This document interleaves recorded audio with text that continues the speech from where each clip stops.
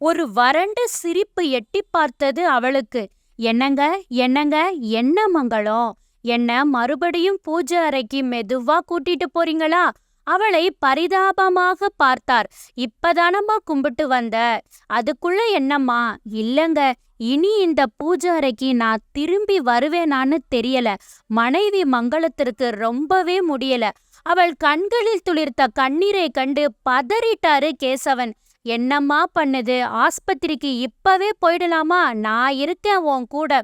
அவள் எல்லா கடவுளையும் தொழுது, இங்க பாருங்கங்க, பூ வைக்கிறேன், மாலை போடுறேன்னு ஸ்டூல்லலாம் ஏறாதீங்க.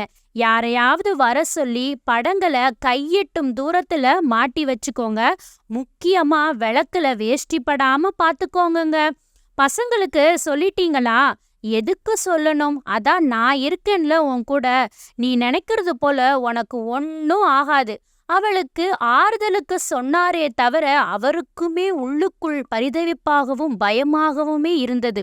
ஆஸ்பத்திரிக்குள் கார் நுழையும் போதே மயக்கமானால் மங்களம். கேசவனுக்கு அழுகை முட்டிக்கொண்டு வந்தது. டாக்டர் வந்து பார்த்து ஐசியூவில் அனுமதிக்க சொல்லிட்டாரு. கேசவன் மகன்களுக்கு தகவல் கொடுத்தார். ஒருவன் ஆஸ்திரேலியா, இன்னொருவன் யுஎஸ். 2ஆம் நாள் மங்களம் கண் விழித்து கேசவனிடம் பேச ஆசைப்படுவதாக நர்ஸிடம் கூற, கேசவனோ 8 வயது சிறுவன் போல படபடவென்று ஓடி வந்து நின்றான். அவள் அருகில் வந்து நின்று அவர் கண்களில் கண்ணீர் வழிந்தது. மங்களம் மெல்லிய குரலில் பேசத் தொடங்கினாள். இங்க பாருங்கங்க, நாம ஆரம்பத்துல ஆஸ்திரேலியா, யுஎஸ் போயிட்டு வந்துட்டு தான் இருந்தோம். இப்போ நம்மளால அங்க போய் இருக்க முடியாதுன்னு ஆயிடுச்சு. இப்ப நானும் போயிட்டா? தனியா அந்த வீட்ல இருக்காதீங்க. துணைக்கு நமக்கு யாருமே இல்ல. ஓல்டேஜ் ஹோம் போயிடுங்க. அங்க நிறையா பேர் இருப்பாங்க. உங்களுக்கு தனியா இருக்கிறோம் அப்படின்னு தோணவே தோணாது. வீட்ல பேச கூட யாருமே இல்ல. வருத்தப்பட்டுட்டே இருப்பீங்க. அதெல்லாம் பின்னாடி பேசிக்கலாம் மங்களம். உனக்கு ஒன்னும் ஆகாது. இங்க பாருங்க, நான் உங்களுக்கு ஒரு சர்ப்ரைஸ் வச்சிருக்கேன். என்னதுமா? நீங்க நான் சொல்றத கேட்கணும். கண்டிப்பா கங்கா ஓல்டேஜ் ஹோம் போய் தங்கணும். இது என்னோட விருப்பங்க. விசிட்டிங் கார்டு என்னோட கைப்பையிலேயே இருக்கு. பசங்க வரும் வரை காத்திருந்து அவர்களிடமும் அவளது எண்ணத்தை அவளே சொல்லி முடிக்கவும் அடுத்த சில நிமிடங்களில் அவள் சலனமானாள். அப்பா, அப்பா, நீங்களும் எங்க கூட வந்து இருக்கலாமே. எங்களால தான் வர முடியாதுன்னு உங்களுக்கு நல்லாவே தெரியுமே. தெரியும்பா, உங்க அம்மா எடுத்த முடிவு சரிதான். எனக்கு எந்த வருத்தமும் இல்ல. என்னை பார்க்க ஓடி ஓடி வரவும் வேண்டாம். முடியும் போது வாங்க. வாரம் தவறாம வீடியோ கால் மட்டும் பண்ணுங்க. அதுவே போதும்பா. ரொம்ப முக்கியமான பொருட்களை மகன்களிடம் ஒப்படைத்தார். ஏற்கனவே வீட்டை விற்றுவிட்டு அதிலேயே குடியிருந்ததால அவங்களுக்கு வீட்டை விற்க வேண்டும் அப்படின்னு எந்த நிர்பந்தமும் கிடையாது. 2 பசங்களும் நல்ல நிலையில் இருந்தார்கள். மனைவியின் நகைகளை அவர்களுக்கு பிரித்து கொடுத்தார். 5 பவுன் தாலி கொடியை மட்டும் 20 வருடமாக வீட்டிலேயே வேலை பார்த்து கொண்டிருந்த கோமதிக்கு கொடுத்தார். கல்யாண வயதில் பெண் அவளுக்கு இருந்ததால. பையன்களும் தலா 50,000 அவளுக்கு கொடுத்தாங்க. நிறைய வீட்டு பொருட்கள் எல்லாமே கோமதிக்கே கொடுத்துட்டாங்க. மங்களம் சொன்ன கங்கா ஓல்டேஜ் ஹோம் அருமையா இருந்துச்சு. மனைவியின் பக்தி புத்தகங்கள், அவளது நெஞ்சில் சுமந்து கொண்டிருந்த தாலி ஆகியவற்றை எடுத்து வைத்து கொண்டார்.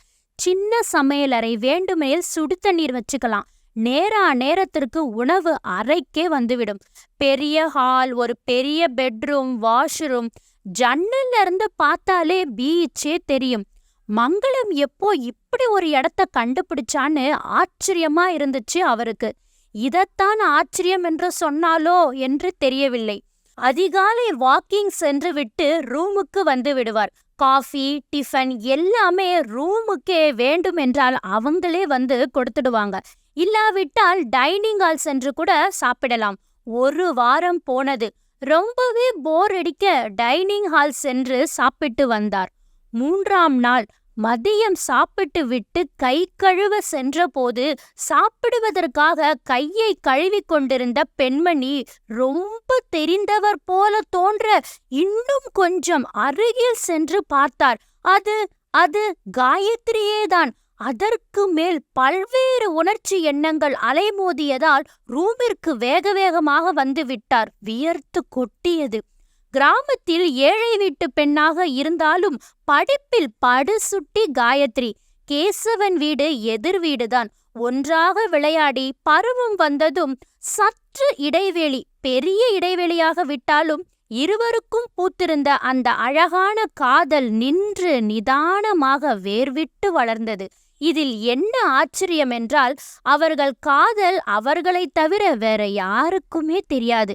வேலை தேடி கேசவன் டெல்லி சென்றுவிட, நல்ல பணக்கார சம்பந்தம் தேடி காயத்ரியை பெண் கேட்டு வர, அடுத்தது 2 பெண்கள் திருமணத்திற்கு காத்து இருந்ததாலும் செலவு முழுக்க மாப்பிள்ளை வீட்டாரே ஏற்றுக்கொள்ள, கேசவனுடனான காதலை சொல்லவும் முடியாமல், குடும்ப நிலையை நினைத்து எதிர்க்கவும் முடியாமல் உள்ளுக்குள் உடைந்து போனாள் காயத்ரி.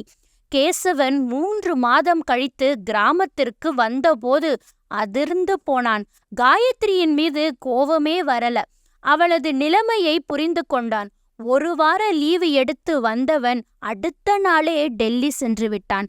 காயத்ரி நினைவு வராமல் இருக்க வெறி கொண்டு படித்து அடுத்து பதவி உயர்வு தேர்வுகள் எழுதி உயர் பதவி அடைந்தான்.